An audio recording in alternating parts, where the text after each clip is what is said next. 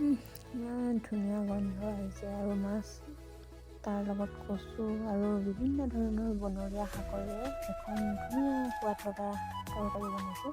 তাতে বিভিন্ন ধৰণৰ শাক যেনে ধৰক বালি লগৰি, মচন্দৰী, ভেদাইলতা, নৰসিংহ, পদিনা, তাৰপিছত আৰু বিভিন্ন ধৰণৰ যিবোৰ নামে ক'বলৈ নাজানো, তথাপিতো শাক বুলি জানো যে তাৰ বাবে কলা কচু লৈছোঁ। যেতিয়া মাছ সুবিধা পালে মানিমুনি আৰু এইফালে এয়া হৈছে ধনিয়া, সকলোখিনি খুব ধুনীয়াকৈ যোগাৰ কৰি ল'লোঁ। আৰু এতিয়া কচুখিনি ধুই ধুনীয়াকৈ কাটি ল'ম।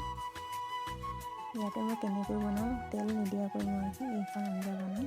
আপোনালোকে এনেকৈ বনাই যদি খোৱা নাই তেনেহ'লে খাব দেই।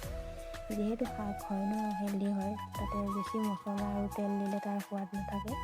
সেইকাৰণে কম তেল মছলা দি বনাওঁ।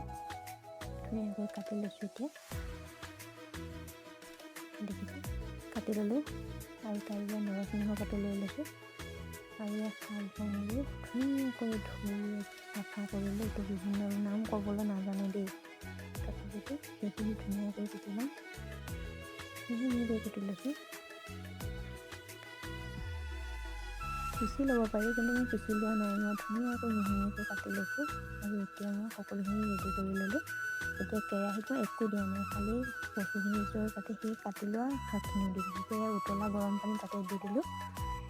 দি তাতে নিমখ দিছোঁ আৰু সোৱাদ অনুসৰি অলপমান কলাখাৰ দিছোঁ। যিহেতু কচু হয় ন, তাতে দেখিছেনে গৰম পানী আছিলতে লগে লগে উতলিয়ে গ'ল।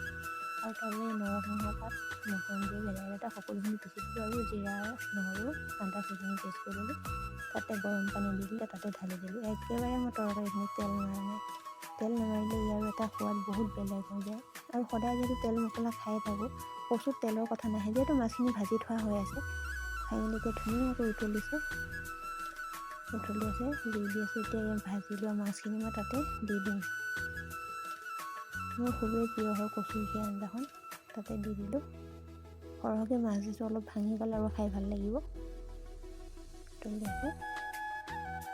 ৰেডি হৈ গ'ল মোৰ। আপোনালোকে এনেকৈ যদি খোৱা নাই বনাই খাই চাব আৰু এটা কমেণ্ট কৰিবলৈ কেতিয়াও নাপাহৰিব। তেনেহ'লে আজিলৈ বাই বাই। আকৌ নতুন ভিডিঅ' এটা লৈ আপোনালোকৰ মাজত আহিম। বাই।